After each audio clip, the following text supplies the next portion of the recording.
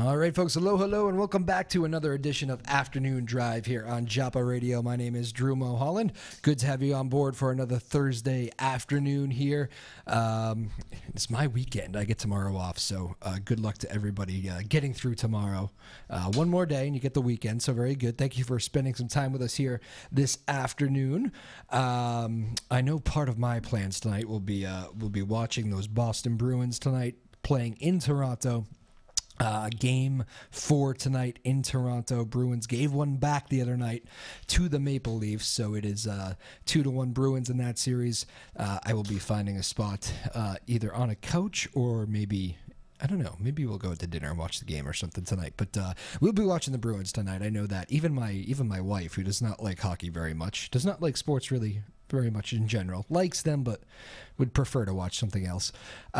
Even she gets into the playoff hockey this time of year. So Bruins and Maple Leafs tonight, and it's pretty cool too to watch. They just live for, I mean, it's kind of like here in Boston. They're hockey people up there, and really all of Canada, but certainly Toronto, and they really do a great job. I always love like the national anthems when the crowd sings, and it's always kind of a fun thing to watch the national anthem for all the Canadian games. So Bruins and Maple Leafs tonight, that should be fun.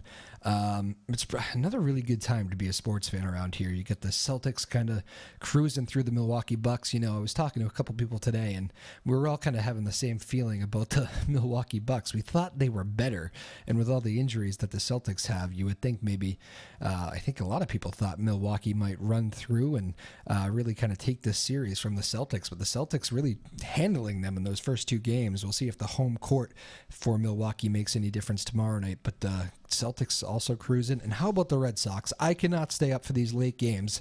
It is just too late to watch a baseball game for me with my early hours. And, you know, even I had today off and tomorrow off. So last night I was thinking Wednesday night, Sox on the West Coast, 10 o'clock game versus the Angels.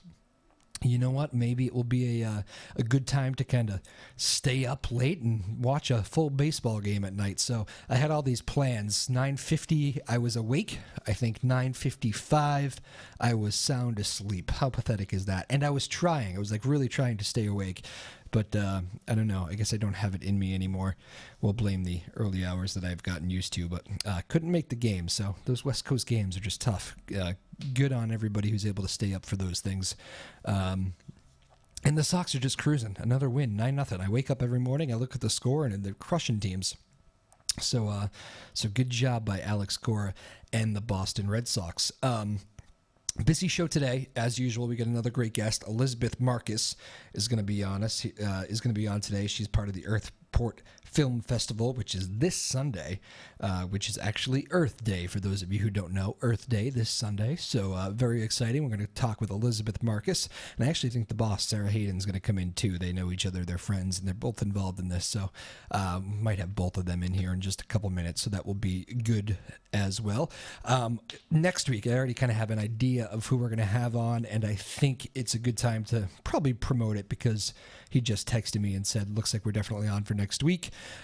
Jed Beaupillant, who is the coach of Essex baseball in Danvers, the Essex Tech baseball team, and he's really turned that program into a very good team. He's had a lot of very successful years, and if you recognize that name, which I'm sure you do, I kind of buried the lead. He's also a Newburyport boy, an all-time hockey star. I think, I don't know how many points he ended up getting, but broke some records there back in the day. Jed Beaupillant, he's also the assistant coach of the Newburyport Clippers hockey team with Coach Paul Yameen. So we're going to have Jed Beaupillant on the show. I've known him for many years now after covering Newburyport hockey back in the day. And Coach Jed Beaupillant is a great guy. Very busy man. Got a couple of young kids too. But I know that's a popular name in town. His nephew's playing hockey right now. His brother's on the coaching staff of the football team. All this great stuff. So it's a very popular name. But we're gonna have Jed Beaupillant on the show next week, either Tuesday or Thursday. So there you go. Already started booking for next week. And as always, if you have any suggestions for guests or you want to be on the show and think you're worthy, I'm just kidding. But if you have any suggestions for guests, feel free to hit us up on the Twitter account at Joppa Afternoons on Twitter. That's at Joppa, Joppa Afternoons on Twitter. I try to follow it as much as I can. I got a little lazy over the last couple of weeks. I was noticing and catching up on show postings, so maybe that'll be part of what I do with my day off tomorrow is catch up on that front. I'll do my best, so you can all check out the shows there on the Joppa Afternoons Twitter account. So that's that. That's where we stand on that front. We got some new cameras in here. You might be noticing some new camera angles. Not necessarily angles, but just kind of, yeah, I guess it's a new camera angle to all you people watching at home. Hello. David Kramer, the great TV producer here, has installed these things. So hopefully you like them. If everybody hates them, maybe we'll change back, but I think they look pretty good. It's nice for the guests and everything too. So we will try this for now, and we'll see how David likes it. I know he's really evaluating the cameras right now. So hopefully it's good. I wore my best golf hat for David Kramer today, and my Bruins shirt because it's a game night. So how about that? Very good. All right, well, we'll be back with Elizabeth Marcus ahead of Earth Day and the festival over the weekend. Should be a lot of fun. We'll bring her in just a moment. Again, my name is Drew Moholland. This is Afternoon Drive on Joppa Radio. Keep it here. We'll be right back.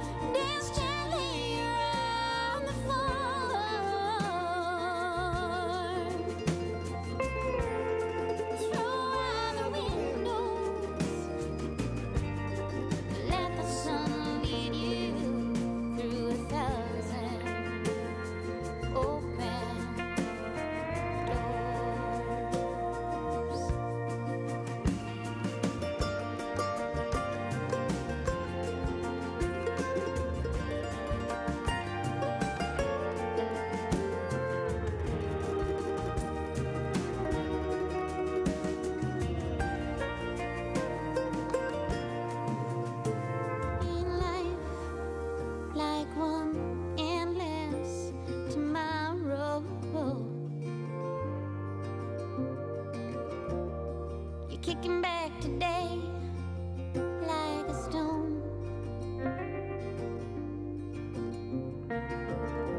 Just keeping what knows ahead of sorrow. Just keeping your head above alone.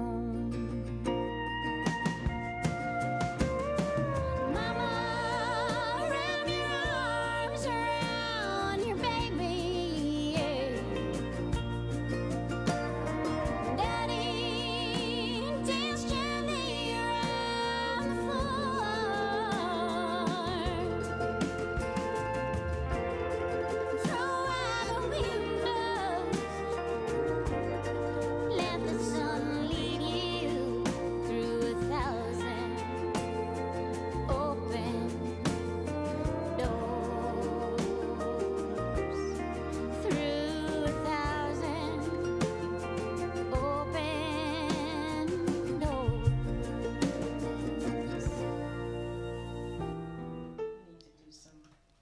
All right, welcome back to Afternoon Drive here on WJOP Radio. My name is Drew Moholland. Good to have you on board for another Thursday afternoon. So our guests have arrived here, Elizabeth Marcus with the Earthport Film Festival ahead of Sunday's Earth Day. And a lot of pressure here. She's brought in the boss of the station, Sarah Hayden. Hello. Hello. Good morning. Oh, welcome. Good afternoon, rather. Good afternoon, yes. A Thursday afternoon. Very exciting. I'm off tomorrow, too, so I'm in weekend mode. It's very exciting. How are you doing? Great. Yes, big weekend for you and the Earthport Film Fest. Yes, Tell us a little bit about it. 7th year. I'll let Elizabeth describe it first because she has it, and she has some information right in front of her. All right. my goodness. Elizabeth, lay the groundwork here. What's going on this weekend? What can people expect? Okay, so the Earthport Film Festival, we are now in our 7th year. It's a festival that's focused on short films, actually quite short films. They range from 3 minutes to less than 17 minutes, I think, is our longest one this year. And their focus is on what people are doing in their local communities to address the challenges facing our environment today. This is great for people with short attention spans like me. You can learn a lot in short period of time. Exactly. It's at the Firehouse Center for the Arts. It starts at 5 o'clock with a reception, and then where we have some lovely food from the Carry Out Cafe. And then at 6 o'clock, that's when the program begins. Very exciting. So it's like a full. And this is in conjunction with Earth Day, right? Over the weekend. We always try to have it around Earth Day, and this is, I think, the first year it's actually on Earth Day because we always have it on a Sunday. Gotcha. So this Sunday, Earth Day, and then you can do your good deeds. You learn a little bit and have some good food to go along with it. Yep. What do you usually get for crowds over there? We usually get maybe 120 people or so. The attendance has been growing every year, That's a lot so of that's people. really exciting. Yeah. How and the firehouse is not. It's a nice venue, but it's not like that big. Are you worried about overflowing at all, or what's the? It hasn't happened yet, but we would love for it to happen. That's good. So you have a lot of traffic in and out. And Sarah, and we're a bit of a part of this as well here. The PortMedia. Yes, I can just give, a little history.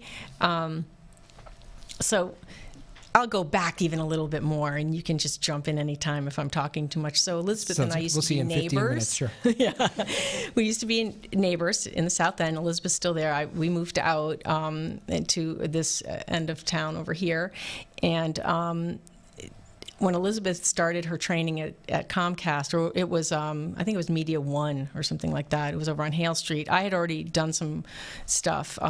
We didn't really know each other, but her first idea, which she has not done yet, were flower boxes, right? Window boxes, right? Flower boxes. Yes. And you haven't done it yet. Yeah. Yeah. So, she just jumped right in and did some other things. But so we sort of got together, and I'm not sure exactly how, but we did a show together called Newburyport Today, I think was what it was. And I know your son did the intro music, right? See, I can remember something. And it was with Mayor Mead.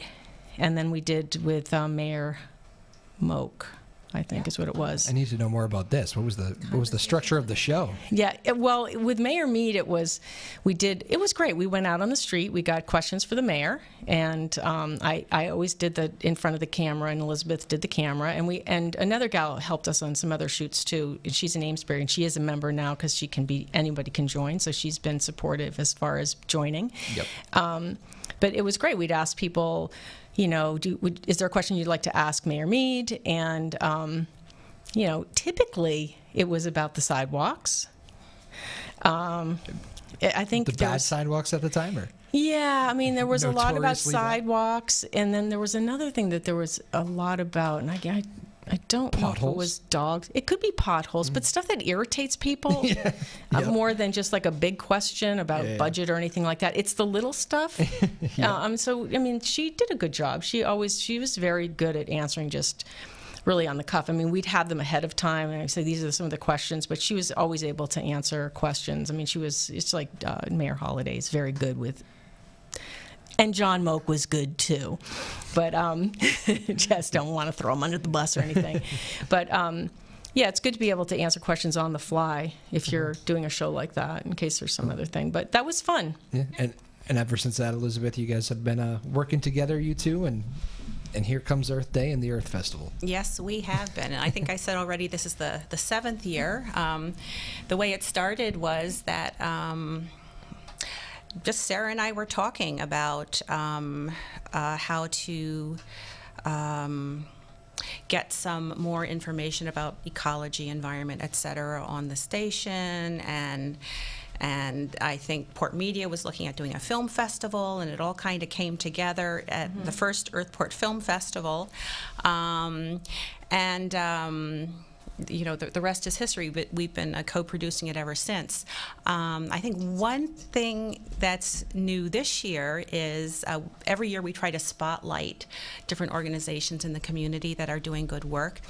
Last year, I believe it was the Newburyport Tree Commission came, and the Friends of Newburyport Trees. And this year, it's the Merrimack River Watershed Council. Oh, nice. And so we ran a little video competition, a 2-minute video competition, and we sent it out all around the area to schools and papers and everything. And we got a number of films in. The theme was the Merrimack River, Our Lifeline. So we got a number of films in, and 2 of those films will be screened at the film festival too. Oh, nice. Who was the judge on this? Was this you? Did you judge the best ones? Well, I actually had to somewhat recuse myself because it turns out that I knew both of the filmmakers. Ah, I see. Very honorable. Yes. So there were some other people that did the judging, but both of the all of the filmmakers for those 2 films will be there. Do we, you know them off the top of your head? Should we name drop the winners, or? Sure, they know, and they'll be there. Okay.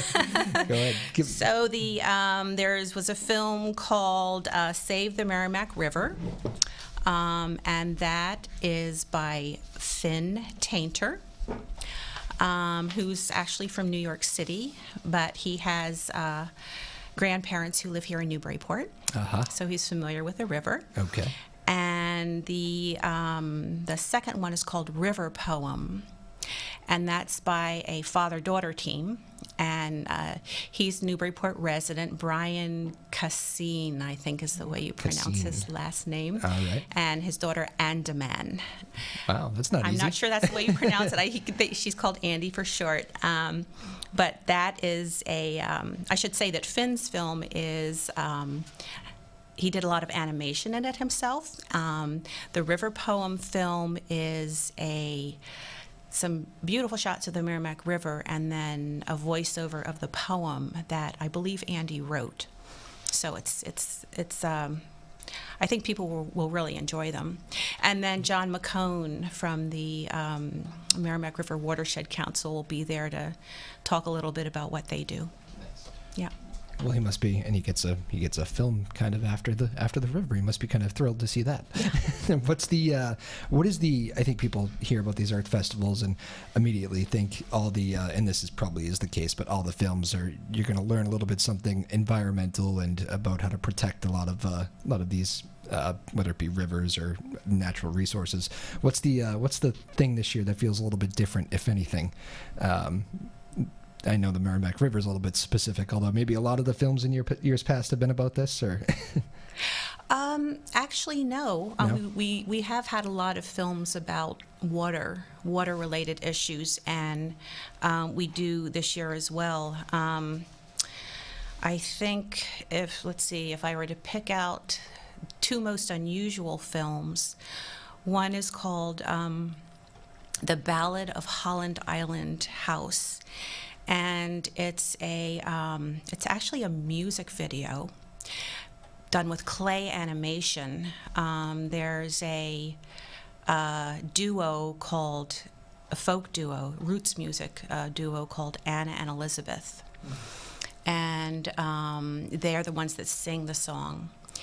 And it's about the last remaining house Oh, I remember on that. Holland Island, It's like, wait. which is in the Chesapeake Bay. Wow. And over the course of years, because of the land sinking and the sea rising, the island is totally deserted now. It used to be a fishing village. Wow. But it's a beautiful, beautiful film. So that's very unusual. And then actually another one, we've never had one quite like this before, is called The Birder. And it was made by a group up in Portland, Maine. And it focuses on a fellow who is a birdsong expert. Wow. And his name is Dan. Dan what? Dan, I can't really sound like I'm going to have to read this. Gardoqui. I'm not sure exactly of the pronunciation. I think you nailed it. But he is actually, it's a beautiful film about how listening to the birds and learning their songs helps you to connect with nature and being mindful in nature. And he's actually an environmental education specialist based in the nature connection method, I guess I would say. So he'll be there. The filmmaker for that film will be there, and for a panel at the end with Kate Yeomans, who's the executive director of the Marrowhawk Nature School Gotcha. here in Newburyport. I have a million questions for him. That sounds like a very relaxing job, sitting back and listening to the birds all day. Yeah, it's a beautiful film. It's very, very meditative. Okay. Yeah. And so that also people should know. It seems like a lot of these people they're not necessarily just from around here. They're pulling people in films from Portland and really, how far do you go? What's the furthest entry you've had? Hawaii. Hawaii. Yeah. Really? Yeah. And the sometimes we have a lot of films about foreign countries. So interesting. This year there's one that's, I think the only one we have that's outside of the U.S. is about Norway, a threatened fjord in Norway. Okay. It's incredible reach. Yeah. That must be pretty cool to think Well, about. the call goes out through an online film platform, and we got submissions from Iran, and we've gotten submissions from China, so they come in from all over the world. You must see these and be excited to jump in and watch them. Yeah. it's for personal. Sarah, you wanted to add to that? Yeah, I think this is the first year that that there's not as many in the festival that are international. I mean, I don't remember it. It usually maybe is half and half. But what's always inspired me, and it's really moved me, is to see this one, because I have previewed the festival with Elizabeth, all the screenings, to make sure everything works well, and just to hear someone talking about something, whether it's in their language or an accent, it's translated, or they're speaking English with their heavy accent from another country, the same stuff that we're talking about, and you just realize, yeah, there's something going on here. So I think that there's been a lot, I think, in the past few years about climate change and how it's impacted with the rising the seas. I mean, from all over. I mean, I think it would be, I'm hoping that maybe this, I didn't even tell you this. Elizabeth hates when I say I have an idea, but we have the DVD of the past 7 years, and they were so awesome. Some of the films were amazing, and the ones that are this year are equally as amazing. The one that Elizabeth was talking about, the animation I've never seen animation like that. The one with the house, I didn't even know that was Chesapeake Bay. And then the birder, unbelievable. He's a bird. He really is he has incarnated all the birds that have died around there. Something I've never seen anything like it in my life. Wow. The sounds that come out, it's a bird. Yeah. It's exactly like the bird. It's bizarre. So if anyone loves birds, or you're not sure if you do, and it's good for kids too. It's a total family-friendly film festival. It's like an hour and 10 minutes, I think, this year was a little, because they were all short, essentially. The official selections, yes. Yes, the official selections. Encourage kids probably to come. Oh, right? It's wonderful. Yeah. It's really great. Yeah, so it's very inspiring because it's international. So I just think it's been a great thing. And I actually have something to say. Yes. Just rip the mic from her. I told you. No, I had something to say about children being welcome at the festival. Yeah. Because one of the things I always look forward to is every year we get submissions from a environmental education filmmaking program for middle schoolers in Hawaii. So these are the films that are coming from Maui. Wow. What's So up with Hawaii and making films? It seems like there's a lot of action. They're very cool films. these are they really are wonderful films. So they work with the children throughout the year, both to learn about the issues that are facing the island and then also to teach them filmmaking skills. They run summer camps and semesters in the regular school year. And they always come up with some great stuff. And they actually travel to other film festivals in this country, like they go to the Wild and Scenic Film Festival Yep. out in Colorado. But anyway, for this, their films are always a lot of fun. And this year, what we're showing from them is one very short film called Prescription Strength Convenience. It's a parody, and it's about the downside of convenience for the environment. And the For other example, you're going to give us a little teaser. What are they talking about there? Well, kind of laying around on your sofa and all the things that just come to your door in packages, and playing with your electronic devices. Reminded me And of David. He's always getting packages delivered here. And the other day, after we saw that film, I think it was the next day, a package came. He's opening up, and it has all the recycled crap in it that you have to dispose of. And it was very funny. I said, "Ha, David, look." And he's like, "Ah." David, our great producer out there, doing Yes. a great job with his nice job with Thank his new you, camera. David. Sorry to interrupt you. Though. Thank No, you that's for that. okay. That's okay. And then the other film that we're showing from them actually won the Best Young Filmmaker Award, is called Zero Waste, and it's about a program that they've initiated on the island of Maui, where these young people actually go to the major festivals around the island, and they're promoting composting and recycling of items at these festivals. So there's very little that goes into the trash, and they work with the vendors, they work with the organizers of the event ahead of time and during the event and after the event to minimize waste and to work with them for how they can do better next year. And which leads to the fact that which we didn't mention, that the Earthport Film Festival is also a zero waste event. I kind of thought that might be the case. Yes. And the composting facility, or the compost company that Newburyport uses now is Black Earth, right? And one of them. Well, the city doesn't. The city ran a pilot program. Okay, so the city ran a pilot program using that company, but that company, we had Elizabeth or Kristen Walth, I don't know which one, had brought in for one of the festivals as a, to try for composting. It was very cool. And you can get composting at your house now. I have not done that. For those of us who are not in the area of the city that gets these fancy services. No, well, I will correct you there, Sarah. Okay. Uh-oh. All right. Awkward. Oh, no, I'm just nothing's awkward. That's okay. That's I'm okay. just kidding. As long as we're on the topic of doing what we can to reduce waste, the pilot program actually ended some time ago. And so now anybody in the city of Newburyport can contract individually with Black Earth Compost to come and do curbside pickup. Oh. I stand corrected. I actually am interested in doing that. It just yes, that is something I would like to do, and the compost in the yard as well, because I know you can't compost bones and things like that.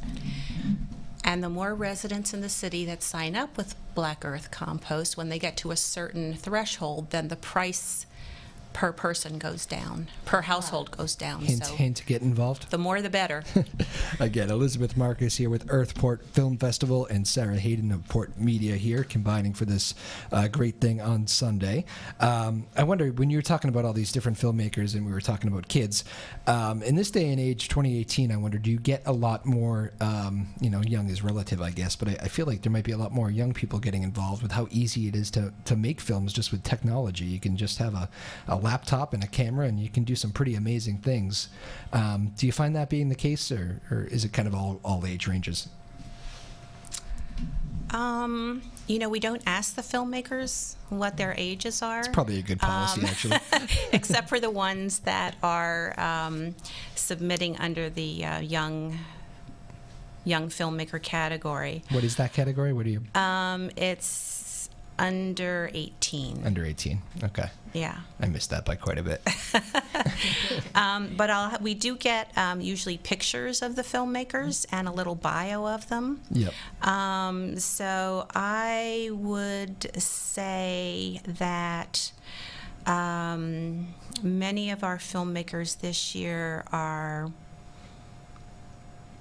in their late 20s, early 30s. Yeah, that's what I was thinking. Yeah. And that does not surprise me. And you can do so many other things, too, just with the technology these days. So Yeah. that must be... We actually had, I don't remember exactly how many years ago it was, but we had a young woman from, she was a teacher out in California, and her passion was saving the Arctic National Wildlife Refuge. She did her entire film on one of those little flip phones. Oh, wow. That was her whole film, and that film won the Audience Choice Award. Wow. Yeah. That's crazy. Yeah, she had some beautiful video. The sound wasn't probably quite as Yep. good as we would have wanted, but you heard the wind whistling in the Arctic, which it was Yeah. doing, and just it was about the people up there that were the Gwich'in women who were working to save the refuge. Wow. And how many years? That was last year, or a couple years ago? Several years ago. Yeah. Yeah. I can't remember exactly, I think but it wasn't last year. I think it was the year before. So you got a whole these are the kind of things you can expect here coming up on Sunday. What is there any one that you're already that maybe you haven't seen? Have you seen all the films? That's probably a good question. Oh, you yes. have to approve them all beforehand? including all the ones that were not selected. Aha. So that must take That's a lot more. That's a lot of work. It's like a full-time job over there. How long does it take you to get through all that? Well, of course, it depends on how many there are, and hours. There's already hours and There's hours. dozens from Hawaii in itself. and then most of them you watch a number of times. Yep. Before you make final decisions. So. Wow, very, very cool. All right, well, let's take our first little music break here, and then we'll come right back. We have Elizabeth Marcus and Sarah Hayden in the house as we get you ready for the Earthport Film Festival over the weekend in conjunction with Earth Day. Thank you so much for tuning in. Thursday afternoon here. Weekend is almost here. It is a cloudy afternoon in Newburyport, but feels a little bit like we're getting closer to spring. That's a lie. It was snowing earlier. It's really not that nice out, but I think we're getting there. I can feel it coming, mostly because it's April 19th. You didn't switch to you. Oh, yeah. See that? That's what. School vacation. I'm really missing my producer. That's a Yes, good time to they're on shout school out Lily vacation. Doucette. Yeah, Yeah. that's our. So Lily and Elias is actually on Elias, vacation, yeah. even though he's graduated and he's out a year. He goes, We I'm let on vacation. We let them take vacations. Yeah. That seems very lenient. See, we miss you, but here I am now. Thank you, Sarah. It is a cloudy day in Newburyport. It's not too nice out, but spring is coming, and it just has to be coming. I think that's how I feel. So keep it here. More Afternoon Drive. My name is Drew Moholland. We'll be right back talking about the Earthport Film Festival. Much more just ahead. Keep it here.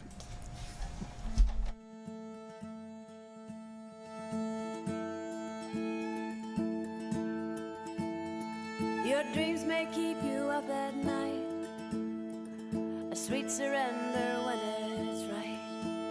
You never know the price you'll pay.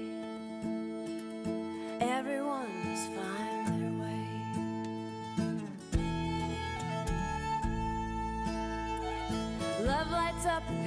perilous phase, a heart will find its state of grace. Listen so you'll hear the call, however great, however small. The Lord above might save your soul, you might live for rock and roll.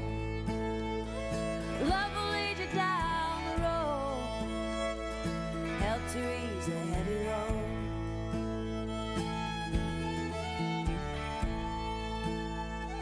And there is always room for love, the girl next door and God above. A heart that's true is not ashamed, answer when you hear your name.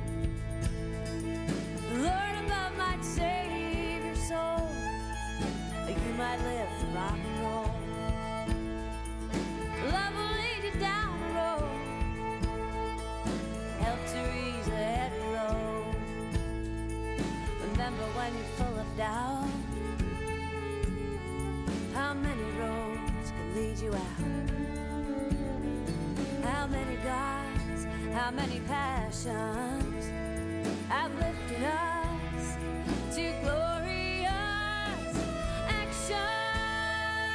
Lord above might save your soul, you might live for rock and roll. Love will lead you down the road, help to ease a heavy load. And there is always room for love, the girl next door, God above. A heart that's true is not ashamed, answer when you hear your name. Answer when you hear your name. The Lord above might save your soul, you might live for rock and roll. The Lord above might save your soul, you might live for rock and roll.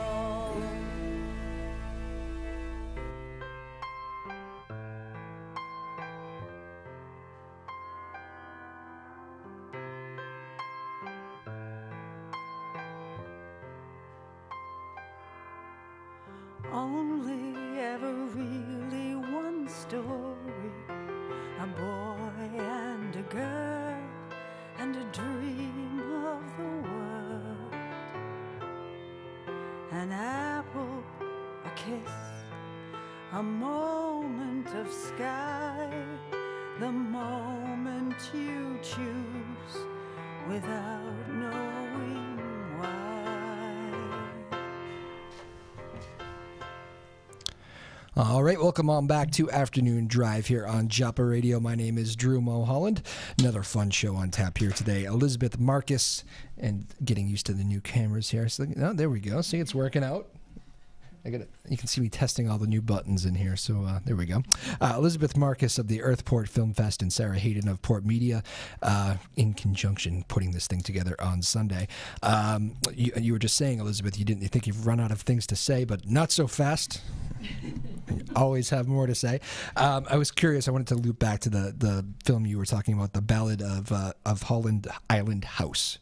And this is about houses disappearing on an island because the ocean is taking over. I was thinking this must hit close to home with people on Plum Island who, well, that has kind of been said that could be their future here someday. Your thoughts on that? I'm sure it does hit home, and a lot of people are thinking about that, and wondering what is the best approach to dealing with the seas rising, and it's a very thorny issue. What is my personal opinion about it? Would I, if I were living out on Plum Island, I think I would be looking to relocate. Well, it's certainly beautiful. It's gorgeous. It's gorgeous. And when I first moved to Newburyport, not that I'm a longtime Newburyporter, I've only been here for 36 years. Oh, okay. But my neighbors across the street used to tell me that they had a summer house over on Plum Island, and basically it was a summer cottage. no utilities. You went there in the summer, and it wasn't fancy. You didn't live there year round. And you went there to enjoy the summers. And over time, we've seen that all evolve into larger structures and utilities being run out there. So it's definitely much more of a hardscape out there than it was before. Which in my mind is unfortunate, because it is a barrier island. It's built to ebb and flow over the years with the waters, and as we know, the waters are rising, and you can't really protect the entire Atlantic coast, I don't think. No, well, and there's some crazy storms there this year. Yes, there certainly are. It always makes me laugh every time there's a big storm headed this way. It's get the reporter ready for Plum Island and bring your jacket. Yeah, but you certainly understand the feelings that people have for the island and for wanting to live there, and the beauty, and it's really an unfortunate situation to see these changes happening, and trying to figure out how to best deal with it. Yeah. Sarah, you were going to jump in? Yeah, I just wanted, a couple of years ago, it wasn't last year, because last year's festival, I think afterwards was something about the trees. And then we had CSA Farms, after the panels. But one year we did do the erosion on Plum Island, and there was a film. Yes, there was a film that had been submitted, and it was very interesting. And it was an interesting conversation that was going on after the panel. It was a little bit more dynamic. Yeah. In people's feelings and things like that. But you of probably course, actually had people that lived there, I'm guessing. Yes. Right? Oh yeah. Yep. On the panel, and in the film. Yes, and in the film, and I think, was it one of the houses that year I think was washed away, or was that the following year? I don't remember. It was the first house that really went down on Plum, which was a huge shock. And now I think it's been a couple, I want to say. And I haven't even been over there to walk. I used to walk a lot, but I remember when we moved here too. It's been 25 years. We went over to look at houses on Plum Island because this realtor was going to show the houses, and they were all little cottages. And I was like, I don't think I could live out one of these little cottages. And it has really grown a lot. Even now, they're still building out there. So, what is the feeling for most people that live there? Is there like the ones that maybe are more in jeopardy? Is it a stubbornness, or is it this is my house? We're going to ride it out? I think they love it. Yeah, some are old family, like maybe a family house that was a cottage. It's evolved into more a house, and maybe people have more resources. I don't know. They just want more conveniences. I would too. I would want running water, or the toilet, the whole thing. But I think people just really love. I mean, you hear it from in Quincy and Scituate and Marshfield, which you wouldn't think there'd be a problem in Marshfield. Twice, Mark Bransfield, our board president, helped them. Totally just got devastated. Their condo. It's just hard to believe, but I think people just don't want to move. Yeah. And it's hard for people. How can they? No. Some people, how can they move? And then who's going to buy their house? Yeah. I feel bad for them, but it is hard. They want protection, and I think some people feel that it should be the city or the state, doing whatever they can to protect, whether it's with the walls or however. Yeah. And of course, there are people that feel that it's not. There's some work with the jetties that have caused problems too. So, and we have a big jetty, and there's a lot of information on that. Yeah. I don't know. Mike Morris gave some great information on that when he was here a month or two ago, whenever that was. But he seems to know everything about Plum Island. I'll tell you that on their website, on their Facebook page, their cover, it's a drawing. It's like just a drawing of storm surge. Storm surge. It's frightening. If you haven't seen it, just take a look at it, because it's Superstorm Sandy, I think, is what the levels are of water, and it's something. It's just a very simple graphic. So. Well, on a more I'll move it over And to that's, Elizabeth. I was just going to say, and that's the Storm Surge Facebook page, Okay. which is an organization in Newburyport area. That's Newburyport and Salisbury and Newbury that are looking into these issues, and kind of wrestling with Yeah, they're great. They have a big night coming up at some point. I'll figure out if they finalize the date, but they're bringing in meteorologists and good public event. I know Mike had kind of tipped me off to that. I don't think they finalized the night yet, but when you see that come around, check it out. It's very cool.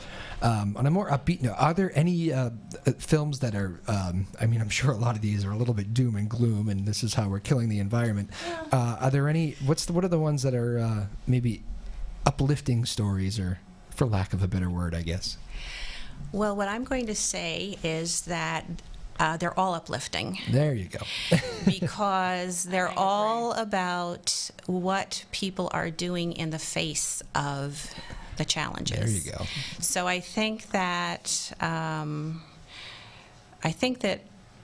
people do get overwhelmed with all the things they hear about, or if they're, for instance, the film. Well, I can't give the plot away, can I? No. The film. I guess that's a no. The film that's set in Norway with the threat to the fjord. Yep.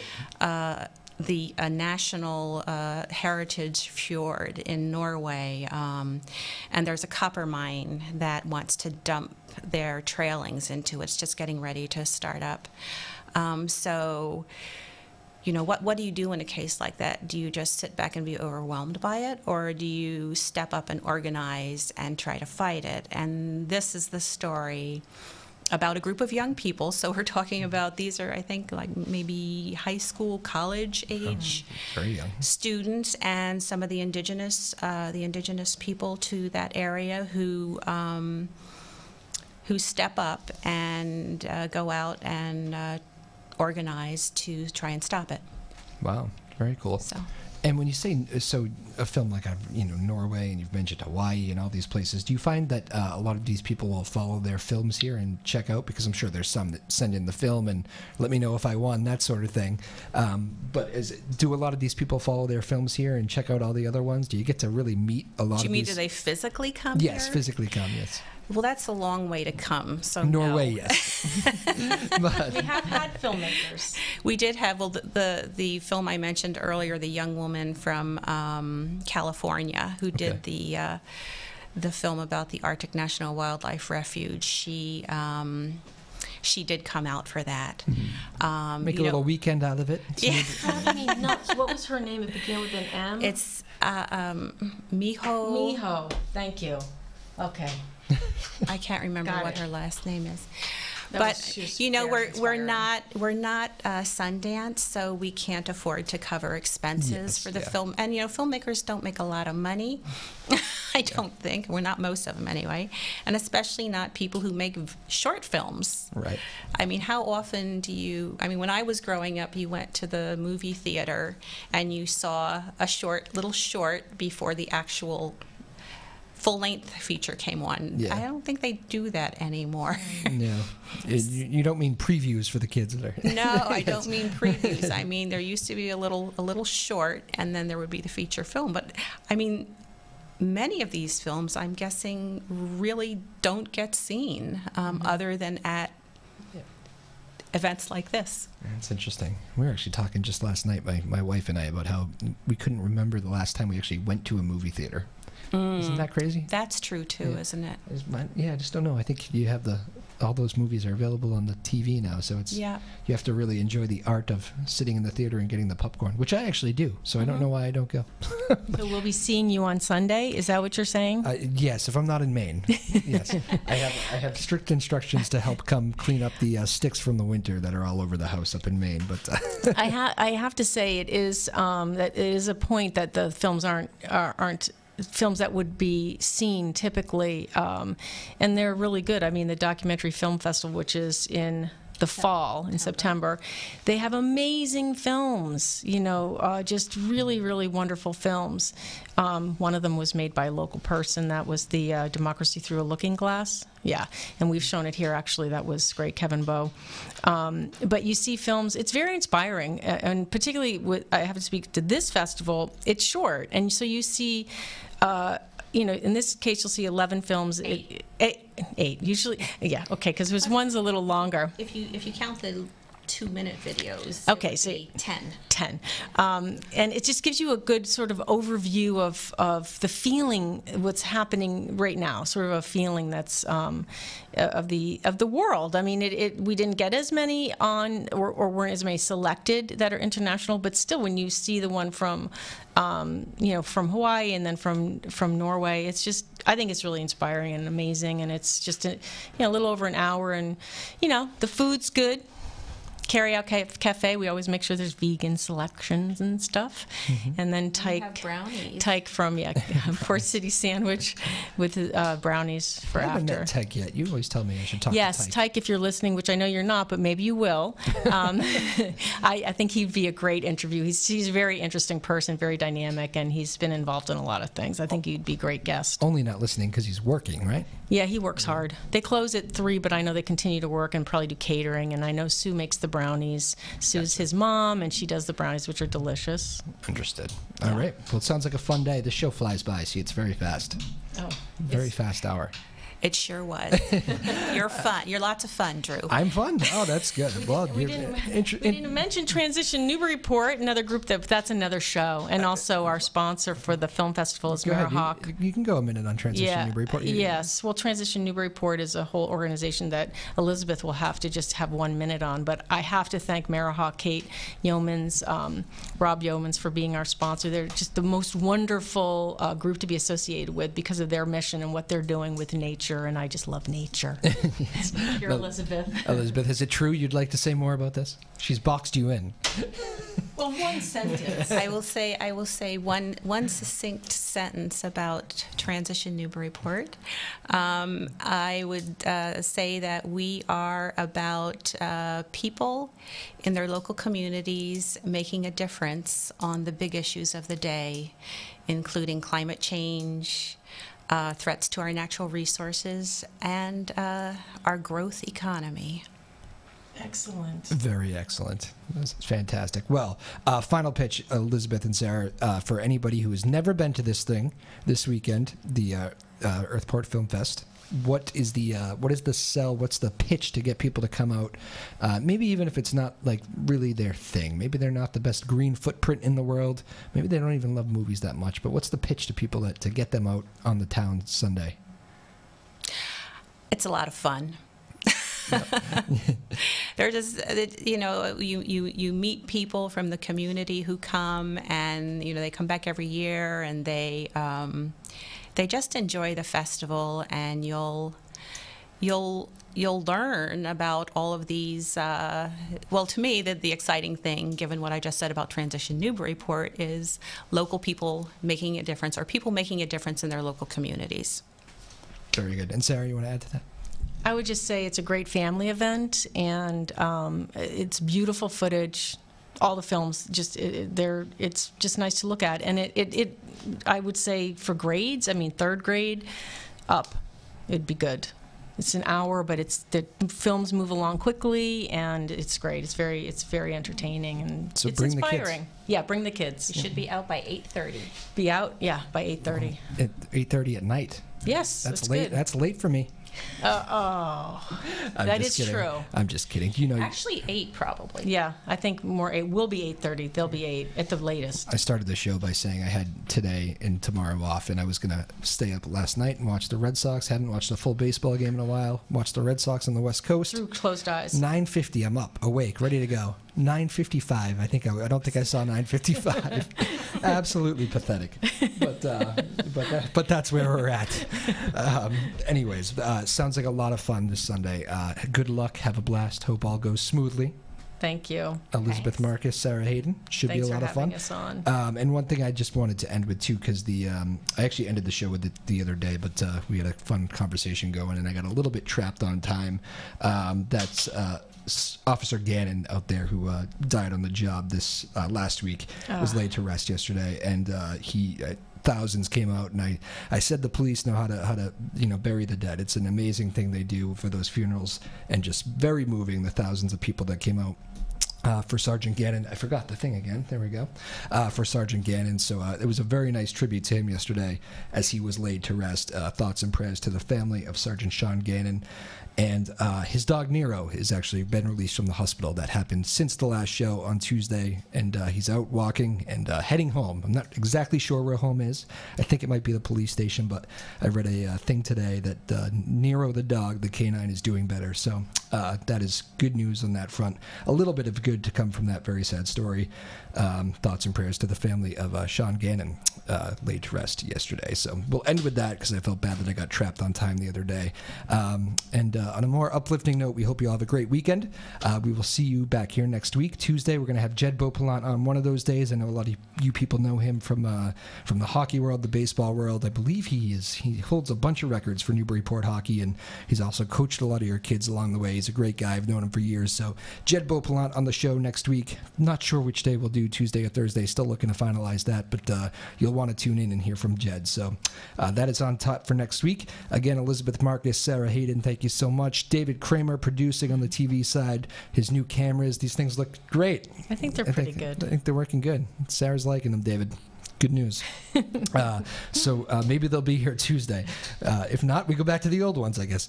But thank you to you two. Earthport Film Festival this Sunday. Check it out. Should be a lot of fun. This has been Afternoon Drive. Have a great, safe weekend, everybody. We'll see you back here next week. My name is Drew Moholland. Bye-bye now.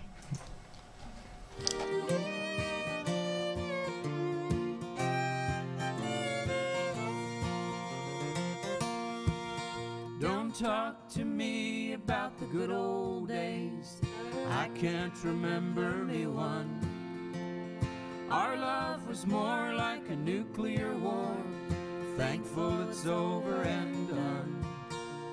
If you don't recall when my head hit the wall, allow me to show you the scar. The only good years that we had were the tires on our car. Mounds of kisses and fields of love, we never had none of that.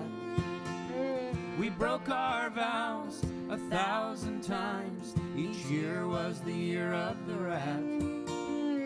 Comfort and bliss of true happiness we only saw from afar. The only good years that we had were the tires on our car.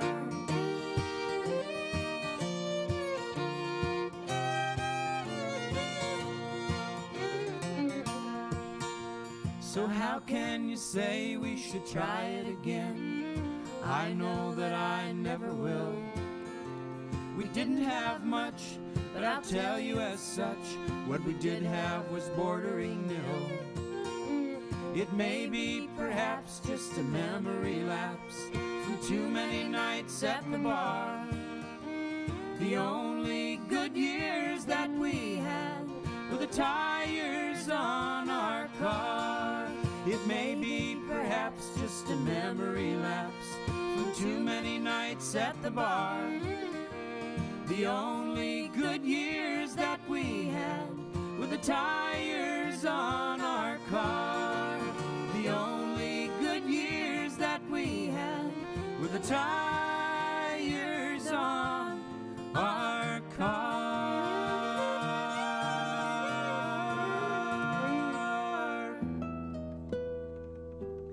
If there had